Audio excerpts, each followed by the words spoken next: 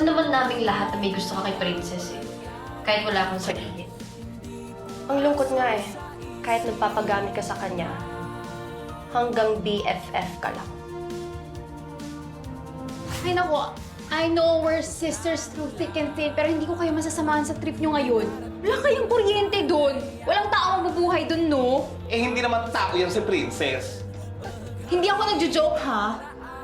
Ngayon lang ako kinabahan ng ganito talaga eh. Bakit parang ayaw mong inaalagaan ka? Eh, siyempre di ako sanay, no? Palagi kasi ako nag-aalaga. Ate ako, di ba? Not here. Not with me.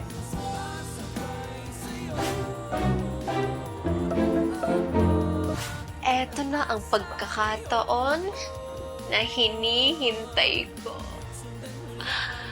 Eto lang, sapat na para sa scandal video nyo.